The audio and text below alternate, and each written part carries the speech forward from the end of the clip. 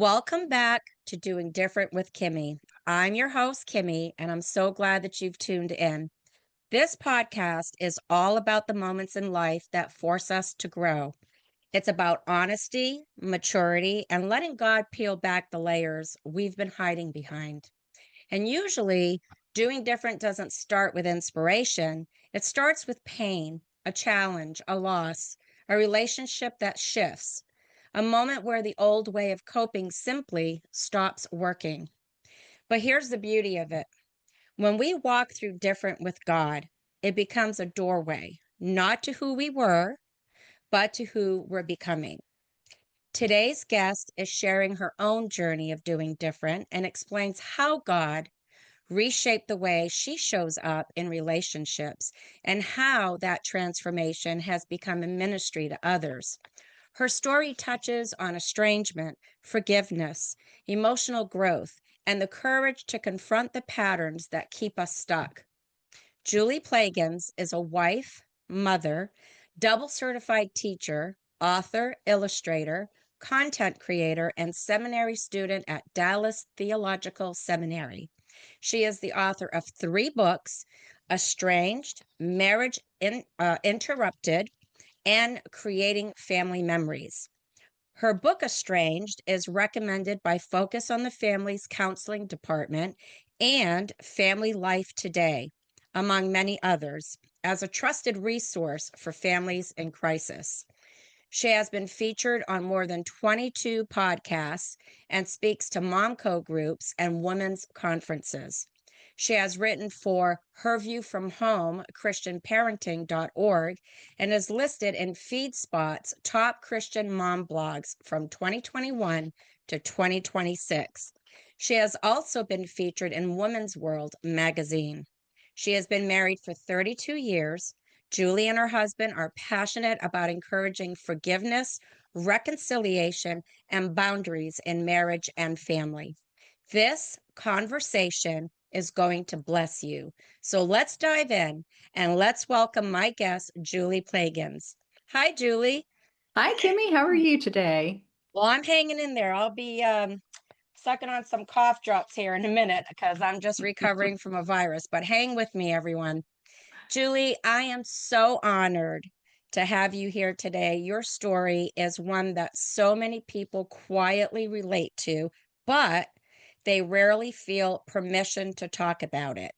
So thank you for being so willing to share it here today on my podcast. So let's start right at the heart of your journey. What was the moment that you realized the way you were showing up in a relationship or in relationships that wasn't working anymore? Well, for me, I guess I'm a little stubborn. And so it took a huge crisis for me to have a reality check of what I was doing was not working. And that was when I ended up in the hospital with a very serious condition, which turned out to be Crohn's disease. I was laying in bed waiting for a colonoscopy, and I was just thinking I'm going to die because it was pretty vile. If you know anything about Crohn's disease, it's something like the stomach flu, an ulcer, and food poisoning all at once. Oh my With gosh. Sorry to get a little graphic here, but it's also No, got no, like that's fine.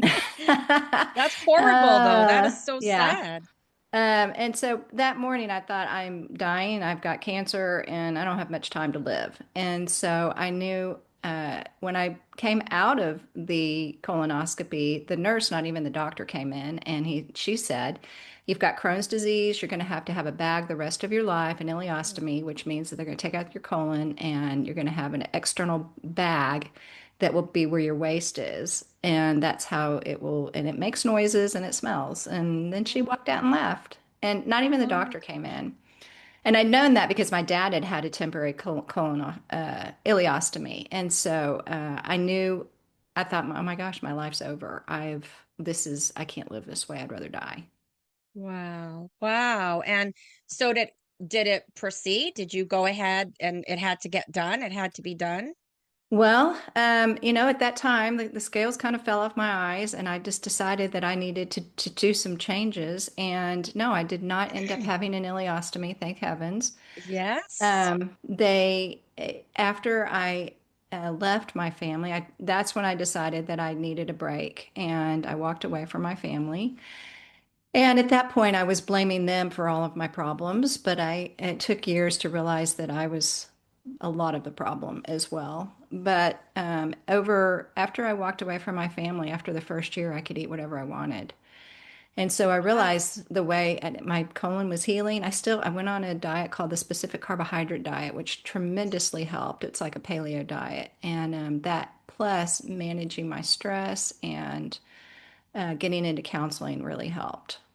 Oh, wow, that's a lot. But I'm so thankful that you didn't have to have that. I do have a friend, excuse me, that has that, and he seems to cope with it pretty well, but it devastated me at the time Mm, that I found out that he was going to have to get one. But he's handling it pretty well. So, and he eats normally. So, that's you good. know, It's probably yes. improved. It was about 20 years ago now. So Oh, wow. yeah, Well, thank the Lord that you didn't have to get it. So yeah. thank God for that. I know that, excuse me.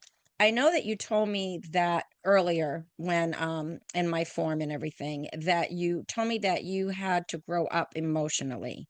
Mhm. And what did that look like for you on the inside? Not just in your behavior, but in your heart. What did it look like to have to grow up emotionally? Because I had to do that too, and it wasn't pretty. So I'm just wondering, I'm curious of what it looked like for you. It's funny you asked that because I had been in Bible studies most of my life. I was the typical preacher's kid. There's either two types, the really good, goody good, two shoes, and then the naughty ones. And I was on the Pharisee side. And so on the external, I couldn't understand because I was checking all the boxes, having my quiet times, doing all the right things, but my heart was really in a different spot. I was angry, bitter, had a lot of self-pity. And so those were the things that I really had to work on. And it took me years to realize that this is what it meant. But I was my husband and I were facilitators in a marriage group for about 6 or 7 years. And there was a counselor sitting in on that group. And he kept saying, you need to show up as an adult. And I had been doing that for, probably 10 years, but I didn't have a word or phrase for that. And I realized that, well, I'm like, yeah, I'm showing up as an adult, but am I behaving like one or thinking like one? And it meant, stopping the tantrums, the eye rolling, the walking out. I loved a grand exit. Yeah, When I I was a can form, relate to that. yeah, I was a former drama teacher, so my Oh, okay. theatrics definitely came out, and I had to grow up and stop doing things that children do. Yeah. Yeah. And it's so sad. Sometimes for those of us, I can speak for myself. I grew up in a immature home.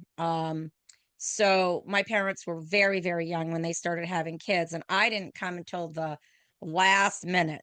I mean, they said the mistake. But it was a nice mistake, is what they Oh. cover that up with. But they were born in the 30s, Hmm. and my mom is 94 right now, and she's still with us. My dad went home 20 years ago, but they were immature. She was 17, he was 21, and so raising Hmm. kids at that age kind of like transfers onto them. Yeah. And even as she got older when she had me, it's still back then, nobody went to counselors and nobody pointed out that you needed cognitive therapy or that you needed Hmm. emotional maturity or that you needed to work on yourself. It was just like, hey, you're the child, be quiet. I'm the parent, go to your room. Hmm. So when you're raised in that immaturity level, that emotional immaturity, it's kind of hard to take the reins and try to start self-disciplining yourself.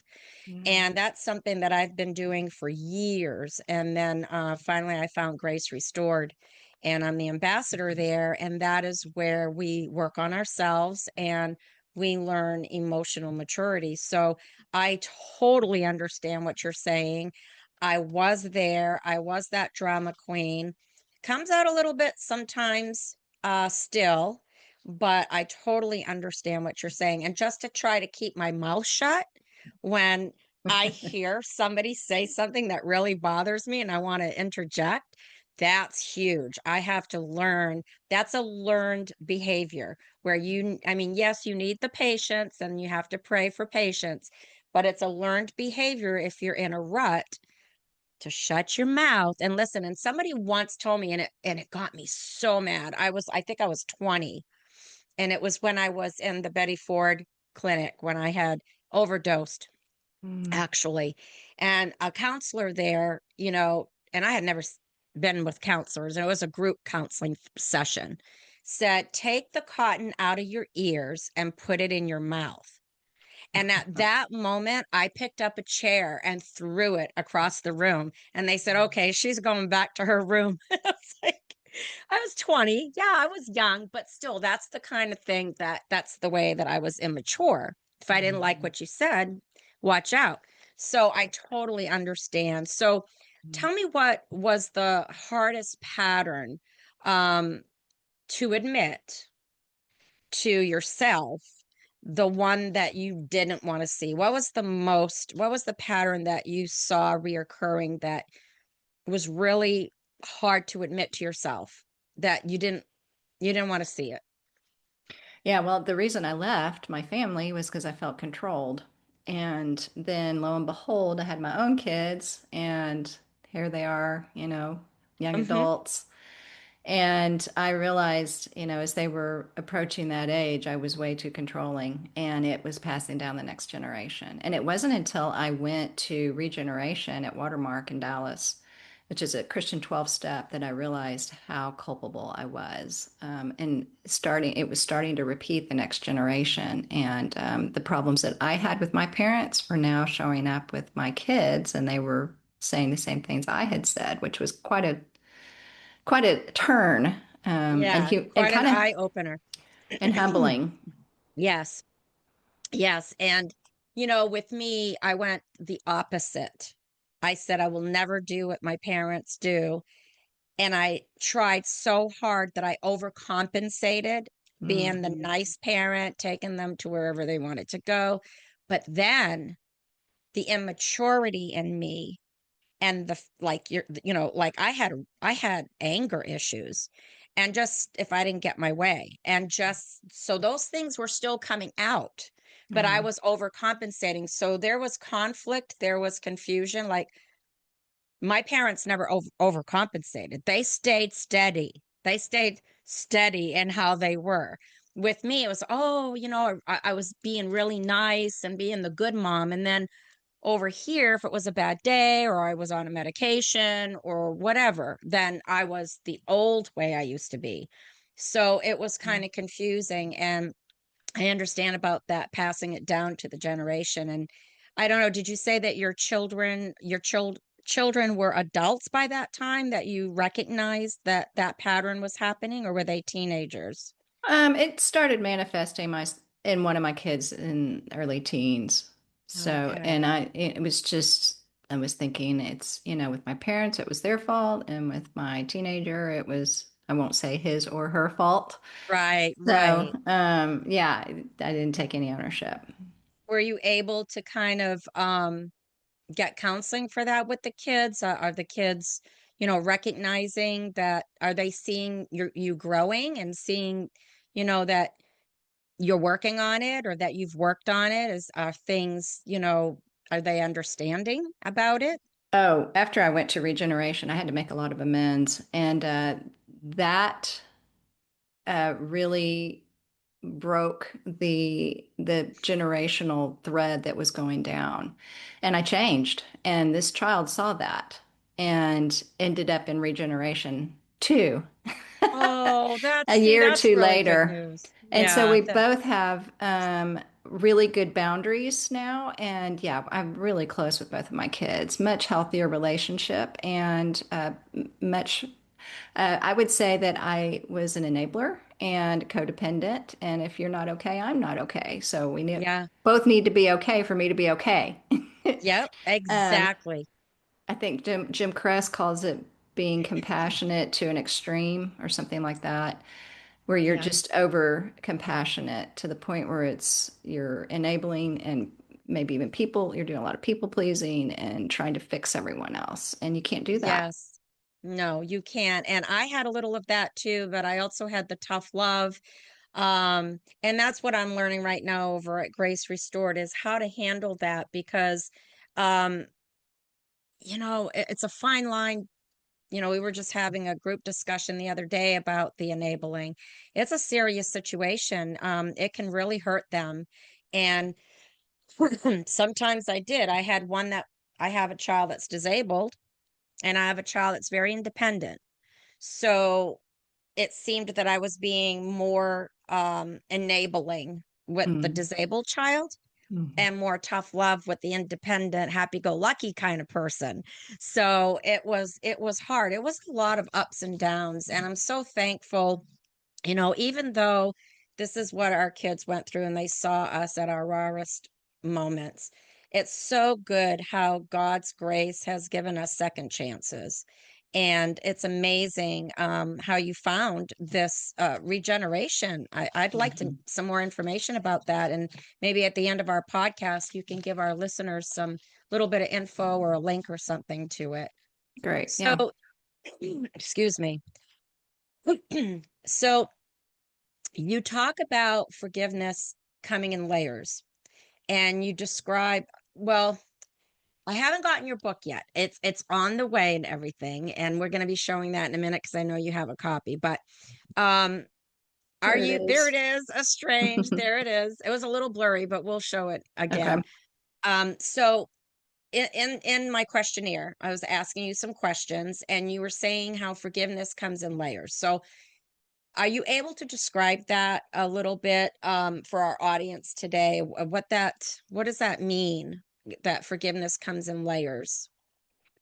Well, I'm going to try and cut this down pretty quickly, but you probably need to understand a little bit of my family history. My parents were not saved. They grew up in nightclub business. My dad had one of the most successful nightclubs in Texas. It was the first really nightclub in Texas, actually, and he had acts from Las Vegas and Dallas going back and forth. My family is Italian. They were way more connected than I realized. And if you watch Godfather, you can see my family system pretty easily. Wow. So, yeah, that was a little shocking when I watched that movie. I was like, oh my gosh, this is my family. I Um, actually love that movie. I actually it's love it, but I know. not so fun Yeah, when you're living in it. That's the extreme exactly. control. Yes. So I grew up in a very controlling family, and then my dad became a Christian and was ended Wow. up being an associate pastor at two mega churches here in Dallas, Texas. And during that time, in his time as a pastor, the churches, a lot of them were getting into what's called Bill Gothard. And I don't know if you're familiar with Bill Gothard. That's the Mm-hmm. shiny, happy people. Yes. So my family system went from one severe control, type of system to another. So it was just kind of a switch from Christian to non-Christian to Christian, and there Yeah. wasn't much of a difference. And so growing up in that, I had a lot of anger. And when I walked away, that was the first time that I had space to start thinking through what was going on. And before then, I really couldn't forgive because one situation after another would happen. Even as an adult, there would be blow ups and things that would happen. And my parents were expecting me still to obey them, even though I was, at some point I was out on my own, supporting myself, and then married, and I was submitting to my parents and my husband. I had three people I was trying to submit to, Wow. and it was more than I could handle. So I think the time I would not recommend walking away from family unless it's absolutely necessary. And for me, because of my health situation, and because I could not get there was so much chaos in the relationship. I needed space to start processing through my part. At that point, though, I thought it was their fault. And then it wasn't until I got the space that I realized how much of it was my fault because I didn't know how to set boundaries. And so, as I was in counseling and the Lord was really having time to work with me, I started forgiving. But then, that I would plateau, and I was gone for 7 years. And so I would have, God's gracious because he did not give me my whole, all of the problems and the issues that happened over all of my childhood and even in my adult years, you just can't mentally process all of that and forgive it at once. Yeah. And so in counseling, I just started dealing with the situations that were most relevant right now that were triggering in my marriage as well as in my other relationships. And I kept thinking, oh my goodness, this is stemming back to my childhood and my family and what I was trained to do. And so that's where I started praying for my parents, and that helped another level of forgiveness. I mean, it's hard to pray for somebody you're really angry with. I mean, at that point, there Yes. was contempt. And so it was just, it's layer after layer. And I still find that there's still layers that are happening. I have been back in relationship with my parents for over 7 years now. But there's still things that will happen that will cause triggers. And I'm like, oh, that's another unhealed area. And so anytime Hmm. I'm triggered, that's just for me, it's not, I'm triggered and you just need to watch out. No, the trigger for me is that's another layer that's unhealed. And I need to go back and forgive and heal and set some boundaries in those areas. Wow. So is that what so my next question was, how do you keep your heart soft when old hurts try to resurface? Is that through prayer? I would say that's one component, is prayer and scripture. And I'm constantly whatever the situation is that the trigger that's come up, I have to go back and start talking to myself and saying, okay, why are you so triggered? Yeah. What's the thing behind the thing? And Right. usually for me, I've pretty well identified a lot of my trigger, and that happened in regeneration is where I started really identifying my triggers and the places that weren't healed. And so, control is one of them when I feel controlled or when I feel taken advantage of or my time is taken from me without my really consent. And so I have to go back and start thinking through, where I need to heal and why that's still an open sore. And I just go Hmm. back through the process of forgiveness again and then figure out if I need to set some boundaries in that area where I feel like that's an unhealthy, I guess, situation or relationship where I need to maybe step back or just, talk through some things with someone. Right. So the first step, it sounds like it would be recognizing what the trigger is. And then after that, finding a way to deal with it as far as how you're going to work through it, whether through prayer or through changed behavior.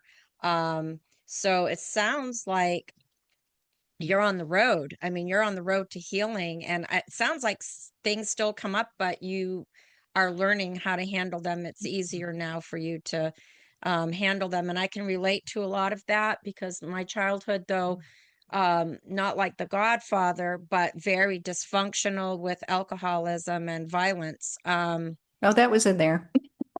Ooh, it was really scary. And though my parents were very loving, we're a French family. We're 100% French, so they're set in their ways. They do things their way, and it's not their fault because it's their parents and their parents. And if you don't have a system, if you don't have the tools to work with, how sad that is.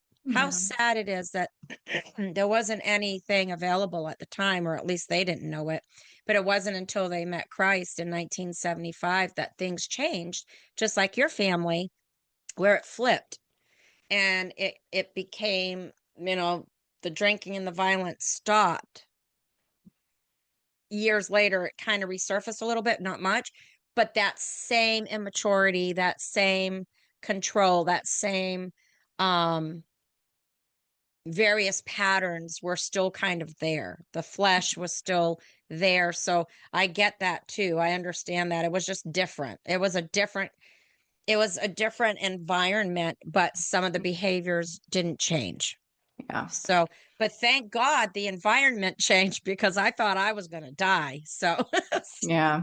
Well, I will and I say I have a great relationship with my dad is in a nursing home and is no longer able to really communicate any longer. He's had Mm. strokes but I have a really good relationship with my mom. So it did eventually, it's taken years to work through, but I would say I mean, I just have a constant conversation with God. That is how I keep my heart soft, is that it is a constant conversation with him all through the day. I try and step back and watch myself at times when I'm like, oh, okay, why'd you just do that? So I think and then I ask God why. And I think that helps. Yeah, being aware and asking him to search our hearts and just having an awareness is huge. Just that one little thing, just to be aware of what we're doing helps us to be able to change and to process. If we're not aware that it's not normal and it's not right, I Um, mean, we all know it's the flesh because the Bible tells us what the fruit of the flesh is and what the fruit of the spirit is, right? And a part of that is anger. And so yeah, that's I would have to say that's a huge fleshly sin of mine, and I'm working on that, and I might be looking up regeneration, but of course it's in Texas. You have to go there. no, you can do Um, it online. oh, you can. There's an online program too that oh, Wonderful. whoops. I remember when we first connected, you mentioned walking away from your family and how there was no Christian resources on estrangement at the time. And what was the season like for you at the time that you walked away? I mean, I know you were sick, you weren't feeling well.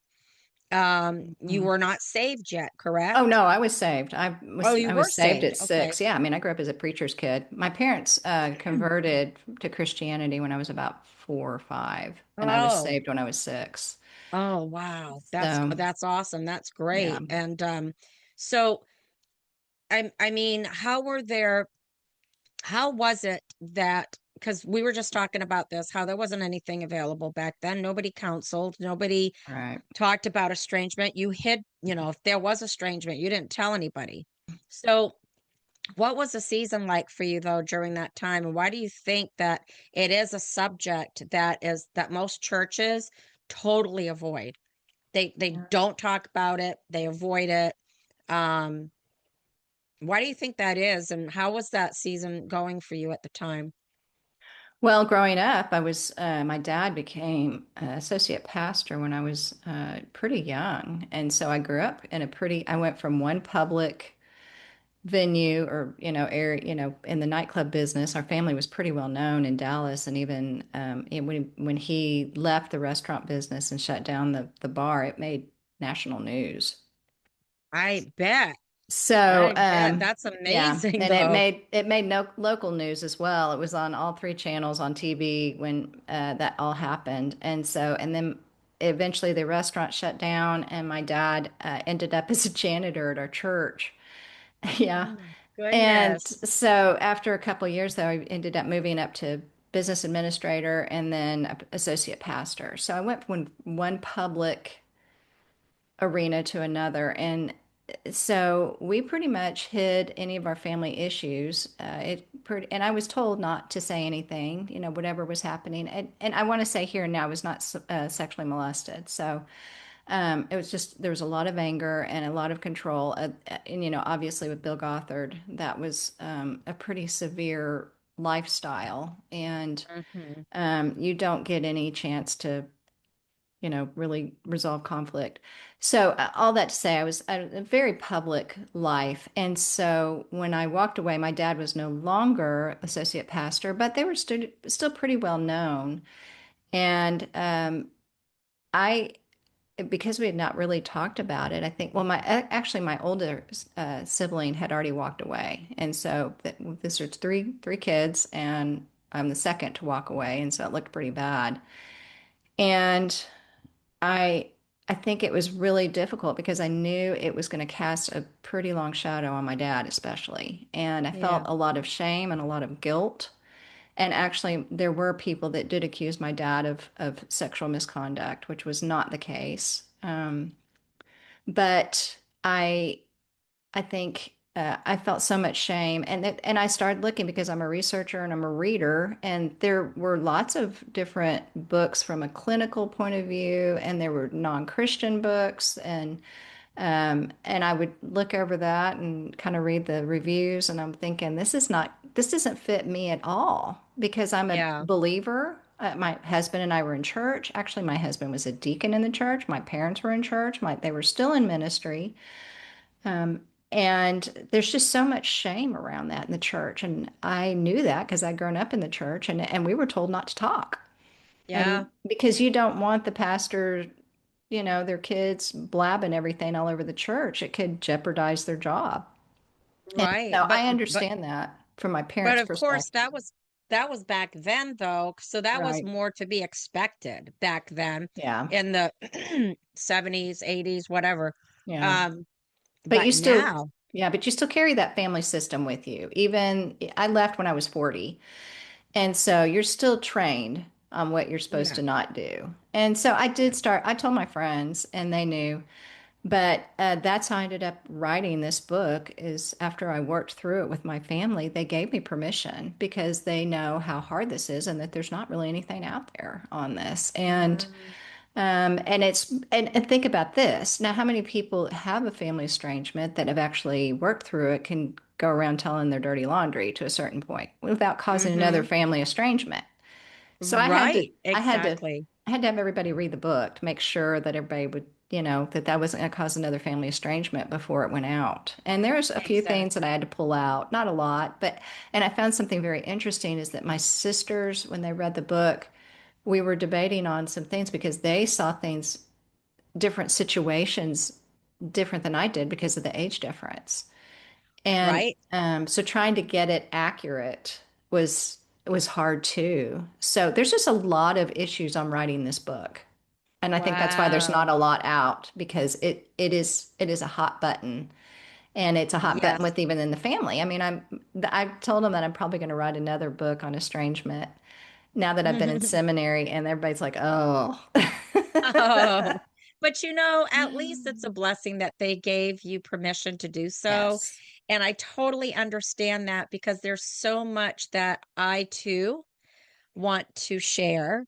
And I'm beginning to write my book, and there's a level of fear because Hmm. things are smoothed out now. Things are not back to the way they used to be. I don't think they ever will be. But they're different and they're good. And everybody's getting older and everybody's changing. Um, but it's like you don't want to ruffle feathers. You Mm, don't yeah. want to bring anything into light. But at the same time, that you want to help other people. And, Right. my whole goal with my podcast, and I've said it a million times, is I want other women to be seen and heard and to be able to feel free to talk about their journey and Hmm. their different journey and what they're Yeah. used to walking and how different it is now and how is this challenging them and what are they doing to get through it and what is helping. And because I was stuck and I was estranged and I had nobody and I Right. had nothing at Yeah. all and no resources. I tried to read a book. I couldn't. I mean, I did, but I was so hurt and so much in pain. I don't know Yeah. how much of it sunk in. And then I tried it again and then it got better and Hmm. I did get something out of it. But I'm not a reader. Because and that stems back to my childhood because we never owned books when I was Hmm. a child. And I didn't know how to speak English until I was like 7 or 8. Oh, And wow. yeah, and we were living in an Irish town. We had moved from a French town, so it was kind of hard. So if I was a reader, I think that I might have gotten a little bit more resources and more help at the time. But, um, it's just a sad situation still, once again, that Hmm. the church doesn't talk about it because how good would that be if they would have a group or they would have um, just a group that's called estrangement. What's wrong with that? Where you can talk in a safe space. But Hmm. obviously, You can't, because it's going to go around, and then it's going to cause more division and more issues. And that's sad, because the church is supposed to be there to Hmm. support you, and you're supposed to be able to feel safe. But that just isn't the case. Not that I know of. Maybe there are some out there. I am not aware of it. I know that in the past, when I, as an adult, uh, tried to get counseling in other situations, the male pastor came on to me. And so there went that out the window. I wasn't about to continue with that. Wow. Yeah. Yeah. So then now you're thinking, oh, is this what counseling is like? Was I supposed to be counseled by a man? Shouldn't I have been counseled by a woman? Why wasn't Mm. his wife sitting with him? Mm. And so then you just get a really bad look upon counseling, and you just don't bother with it. You handle it yourself, or you go to the Lord. And when Hmm. my estrangement first began, that's what I did, is I went to the Lord, and Yeah. he helped me through it, and then brought me into the Grace Restored community. So that was a big help. But I want to mention, focus on the family and how they recommend your book Estranged, Finding Mhm. Hope When Your Family Falls Apart. Do you believe that's because it fills a gap that didn't exist before? And what kind of responses have you received from your readers? Do you believe that that's why they are recommending your book? Because I see that it's filling that gap where it's not in the church. It's not in the Right. There isn't anything available out there. Do you Hmm. believe that's why they really love it? They fell in love with it, and they're recommending it? Well, interestingly, a counselor from Focus on the Family was dealing with a family estrangement, and she was looking around for a book and found my book and read Oh, it wow. and contacted me. And, it's even happens to counselors at Focus on Yeah. the Family. And that's Yeah. how my book, she gave it to her boss, and they read it. Several people read it, and she was saying the same thing. There's just not any resources from a Christian perspective. And Exactly. so that's how it ended up getting attention. And then it's such an epidemic now. And I do It is. believe that we are getting, more help, I guess, at least in ministries. It's not something I've really heard it from the pulpit too much, but definitely, I mean, I was on Family Life Today with David Ann Wilson, and that's a pretty big broadcast. And we had True. three actually episodes on it. And Oh, so wow. so they are also, and as I speak on podcasts, some are smaller, some are bigger, and it really is starting to come to more of a forefront because so many Christians are experiencing this, not just Christians, I mean, not just non-Christians, but Christians as well. It Yeah. seems we're not, It's an maybe epidemic out there. I'm it telling really you, it's is. this TikTok generation, Gen Zs. I mean, not just Gen Zs, but more so them, because of the social media. It's the Right. social media guru influencers that are telling Yeah. kids, do you? You Yeah. matter. I mean, yes, we do matter, but do you? Whatever doesn't feel comfortable, kick it out the door. Don't work through it, just leave. Right. And it's all about me. And the Bible did say in the last days that it would be a generation, basically all about me. It would be a selfish generation, and it would Hmm. be that parents and children would be disrespectful and disobedient to their parents. I believe disobedience is also disrespect. I mean, if you're 40, you don't have to obey your mother and father, but you do have to honor them. Hmm. And so, because the Bible says so, and it comes with a promise that you'll have long life. And so it's the culture. It is a culture now. Hmm. It's the thing to kick your parents to the curb. And granted, there are parents that are toxic, and you do need to be removed from them until healing comes. But I'm talking about parents that are sideswiped, just Hmm. have there wasn't really any toxicity in the relationships. It's just the kid didn't like what they said and saw something on social media that brainwashed them into thinking that this is what their parents were doing to them as well. So it's just really, really sad. But let me tell you this, as many young adults there are, it's almost like a war. It really is. It's a war of words because as many young adults are being turned away from their parents, the parents now are starting to equip themselves and doing podcasts and writing books like yourself and talking about it and learning how to deal with it. And I'll sometimes go on Google and find out, and I'll look and I'll search and see, what are these adult children talking about? What are they saying about their parents? And it's so interesting because in my group of Grace Restored, we're talking about what the children are saying to us and what they're doing to us and what we're experiencing. But then when I go out to see what the children, the adult children, think are happening to them by their parents, it's a completely different situations. So it's good to have both views, but at the Mm. same time, there is something very toxic going on. And I truly believe it's spiritual. I really, really do. Yeah. And your book is so helpful because there's so much of it going on right now at this very time. So for such a time as this, estranged, finding hope when your family falls apart is a blessing. And my book should be coming in here soon. I wish that I would have had it by today, but I don't. And so, but that's okay because you do. Let's show everybody your book, Estranged, Finding Hope When Your Family Falls Apart. Okay. Okay, does that help? Yeah, there we go. A biblical step-by-step guide toward healing your family problems or break. Is that what it Yeah. says? Or break.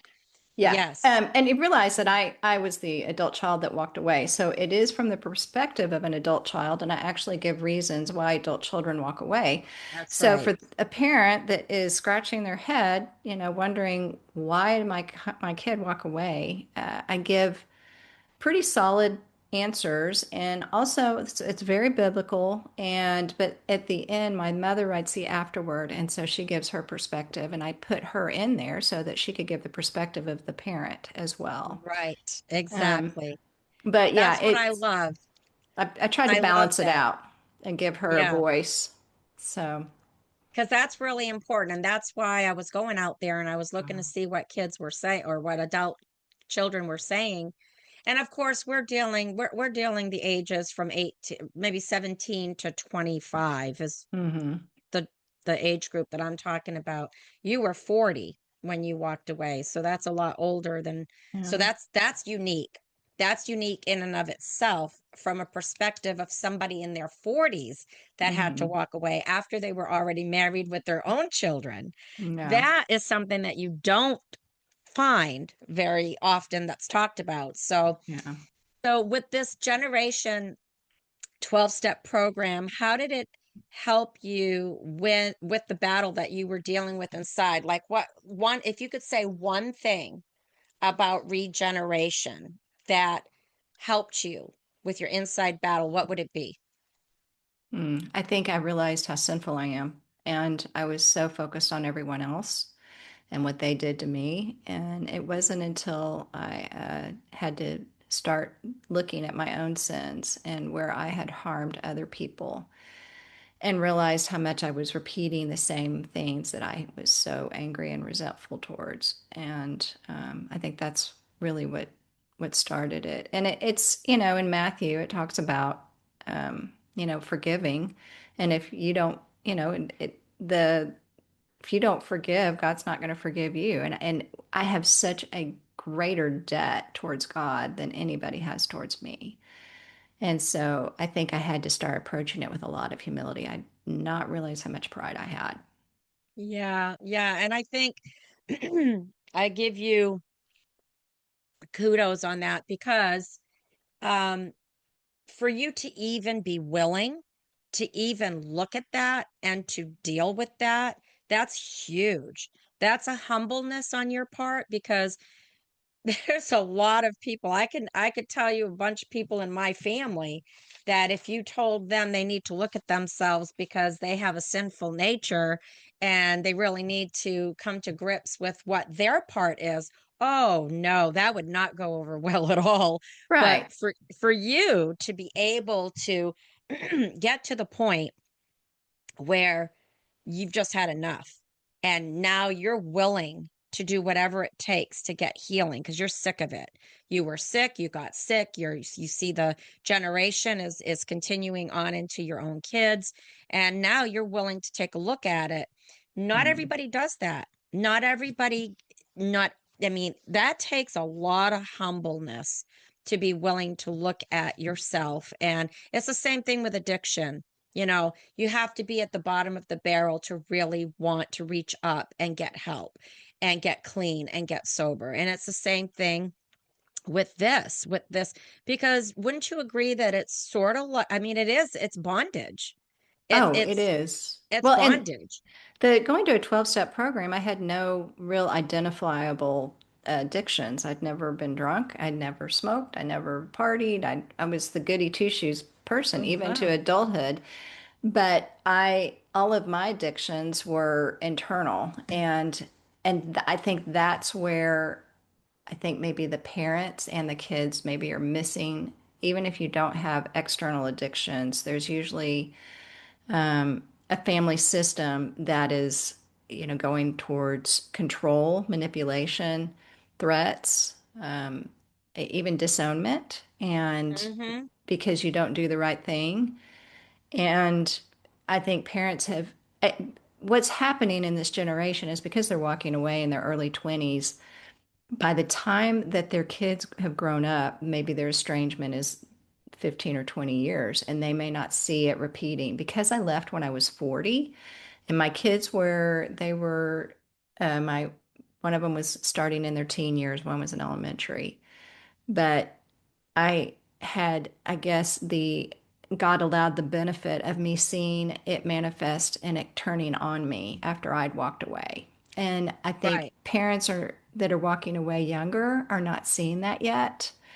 And it's going to be another 10, 15 years before they realize that their kids are going to do the same thing because you've set the example. And Exactly. and Exactly. so But also at yeah, the same time, would you have reached out for help? Would you have been humble prior to that in no, your 20s, in your 30s? Was it being 40 and seeing the pattern happening is what no. propelled you to go ahead and get that help?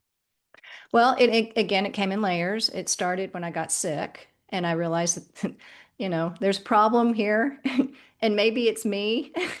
And Yeah. so, I guess age has that advantage. But if I were in my 20s, I mean, I wanted to walk away in my 20s. I just couldn't, and I didn't have the guts to do it. And I think what happened was that I got so sick, I just felt I was in a corner, and it was either I was going to lose my parents or my colon, and I chose my colon to keep it.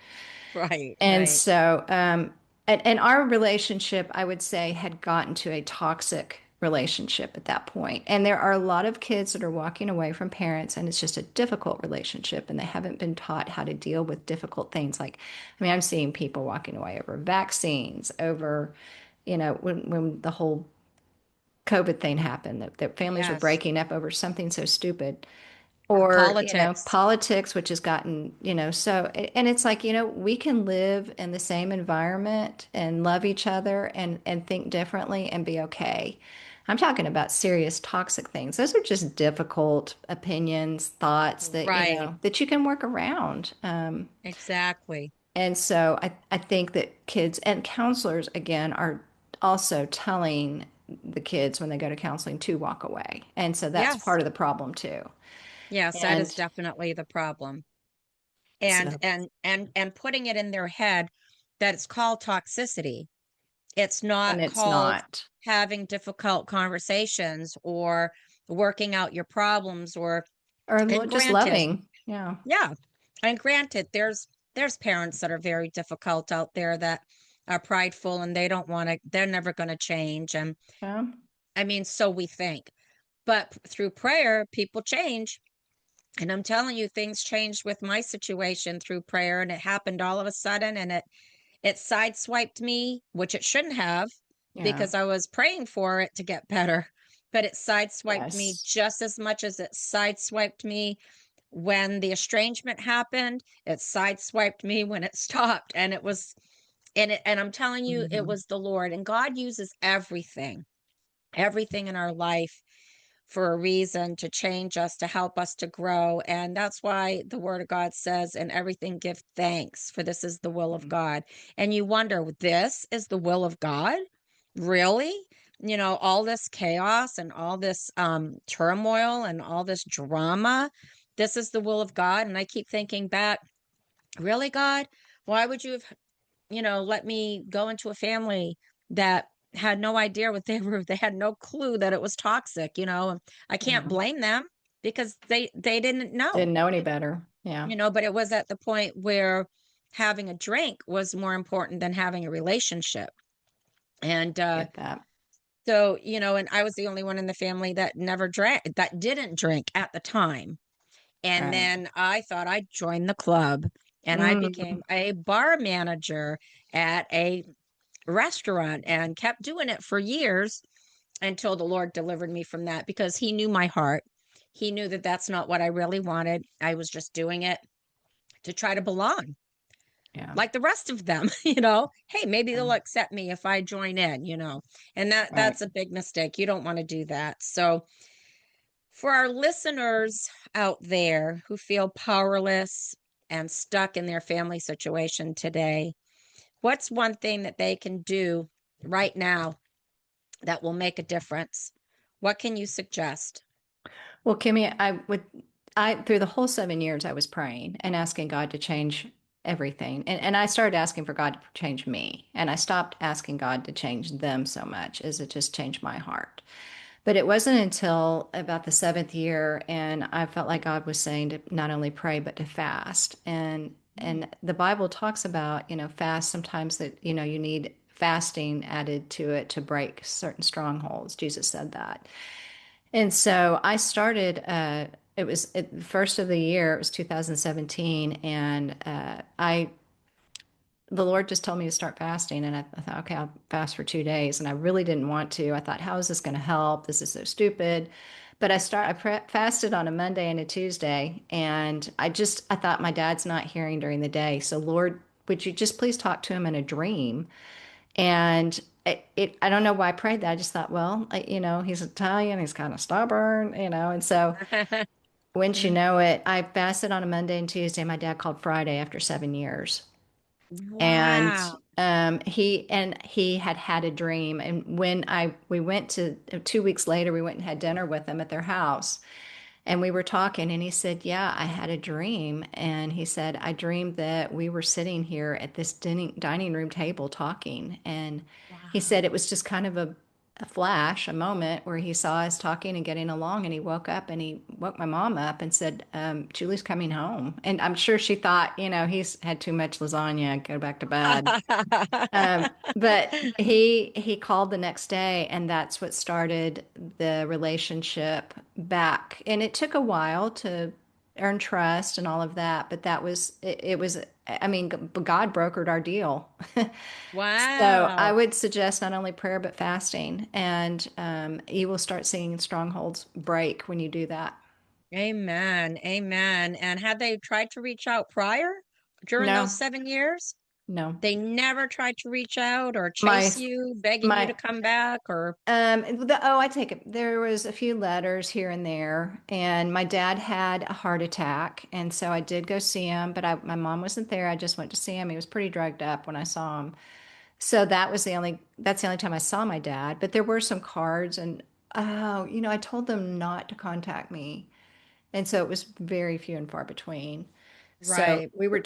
there was no contact with our whole family. My kids did not have grandparents for 7 years. So, Oh my gosh. but call, no, never had called in 7 years.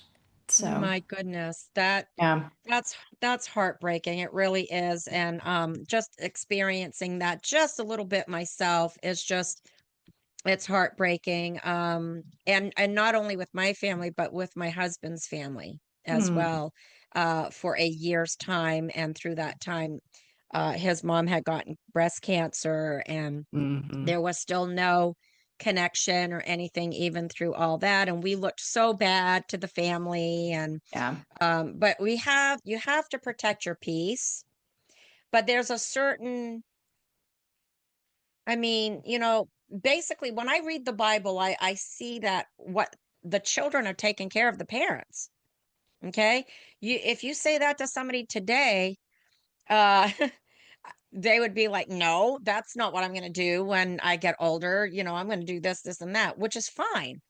But if you look back in the Bible and all the different stories, the children usually would take care of the parents because there was no nursing homes. Right. And so they would take care of the parents. And even back in the early 1900s, people, my dad comes from a huge family. The Hmm. more kids they had, the more the farm was productive. So it's like I Right. thought, oh, what a horrible way to have children, is I'm going to just have one more, farm hand. I would Mm. never do that. I planned my children and I gave them the world. And Right. how different culture has Yeah. changed. And Absolutely. really, those are the ones though that are tough. Those are the ones that grew up, succeeding, for the Hmm. majority. I mean, but they were hard workers. They went to war. They weren't fragile. Hmm. But then on the other hand, they were tough Right. parenting too. So there needs to be a balance, I feel, in my opinion. So, Julie, where is God leading you next in your journey? And are there any new books on the horizon? Well, I'm at Dallas Theological Seminary, and I just finished. Let's see, not last semester, but the semester before, a Trinitarian class, and one of the assignments was to write a children's book explaining the Trinity. And so I did. I wrote one, and my professor loved it, and he said, "You need to get this published." So I am in the midst of Wow. getting it published. It should be out probably in a couple months, and it's called. Well, I don't know. I guess it's copyrighted already. So it's called Good Night Oh, God. It's like, oh, Good Night Moon. Well, this is Good yes. Night God. And Oh, nice. so, yes, I do have another book coming out. It's my first children's book, and I wrote and illustrated it.